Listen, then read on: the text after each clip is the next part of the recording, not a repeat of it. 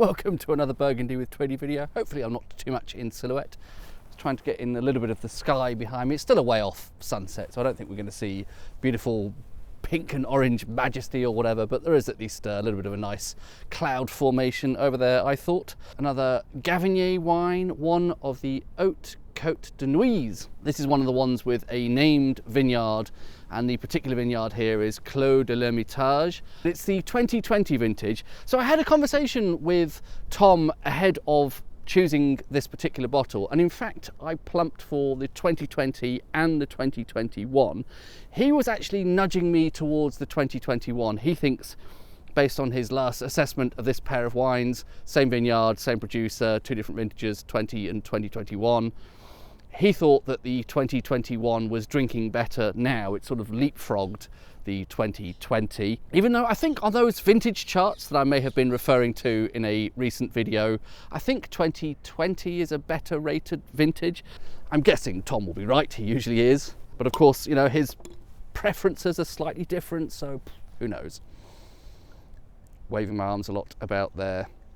As always, apologies for subpar stemware, apologies for poor lighting levels. I think colour-wise that is somewhere bang in the middle. I don't think that's particularly dark, it looks fairly standard burgundy to me. The words that come into my mind immediately are a subtle but sort of warm cherry, almost something like a cherry compote, a sort of a sauce that is made involving cherries. And I felt like I had a flash of rose there initially. Not sure if that's still there. Give that a swirl. Have I been saying swill when I really mean swirl? Isn't swill actually when you wash out a glass? And I think I mean swirl. Anyway, don't seem to know what I'm talking about.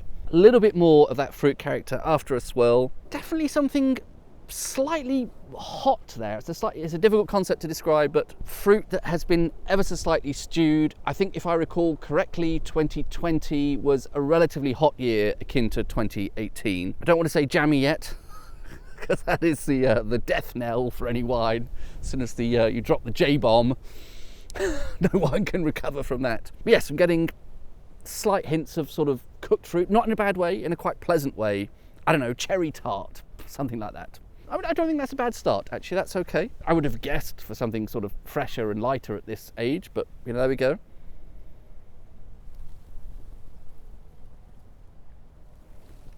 On the palate, quite different actually. That is quite fresh, as you would expect it to be. Good hit of acidity.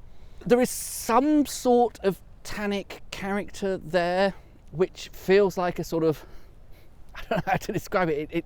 It has melded slightly with that acidity, so I'm getting some mixture of, I don't want to say astringency because that always sounds bad, but there is something a little bit in that spectrum of slightly acidic and slightly tannic, but in a combined way, if that makes sense. But there is some nice fresh cherry on the palate, almost slightly put in mind of sour cherry there. Not in a liqueur-y, maraschino-y way, but one of those varieties of cherry that's perhaps a little bit less sweet. So that's an interesting contradiction from this sort of cooked fruit on the nose, but fresher, slightly sourer fruit. Not sour in a bad way.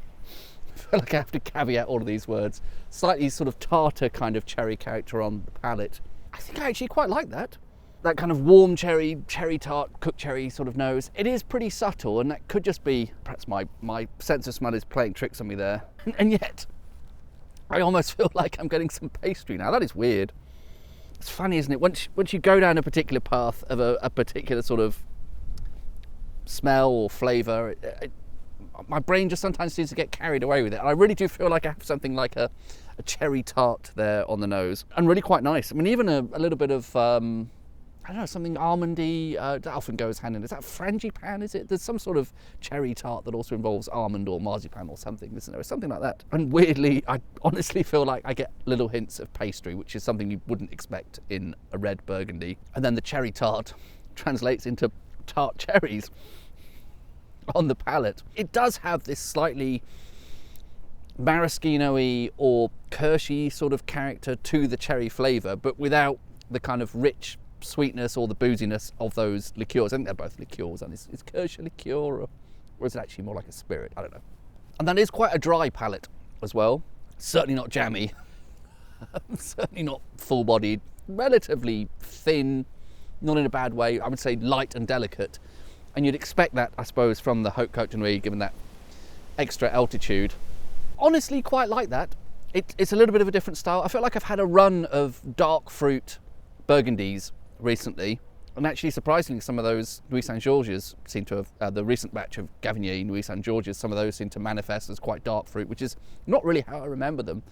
So it's nice to come back to something which is various manifestations of cherry. I'm looking forward to trying the 2021 to see what Tom was getting at with, when he said he thought this was perhaps not ready and that one was, and it would be interesting to compare those. But as a standalone, I think that's actually very drinkable, really quite nice. I don't know if you can get a sense of the light rain shower. I do have my trusty brolly with me, but I don't think I really need it. I'm a little bit sheltered under that tree. Often said before, I think the Haute Côte de Nuits can present some genuine bargains when it comes to Burgundy.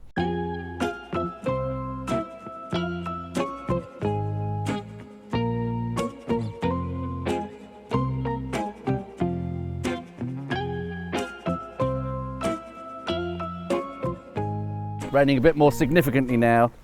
I'm having an absolutely delightful time. Oh, this is good. I might treat myself to another glass. Say, as this is developing, I'm enjoying it even more. It's got a lovely freshness to it now. I'm convinced this is ready to drink. I feel like I'm relatively well versed with Pinot Noir that is just too young, and this to me feels like it's coming into its own. I think it's pretty ready to drink, and it's got this really nice cherry character to it now. I would say the cooked cherry character on the nose, with it a bit of airing, has morphed into slightly fresher cherry, and similarly I'm getting a bit more freshness. Not that the freshness was ever lacking on the palate; it had a decent bit of acidity from the outset, but more of a sort of fresh cherry character there now as well. So overall, really quite pleased with that. I'm probably repeating myself now, aren't I? Good.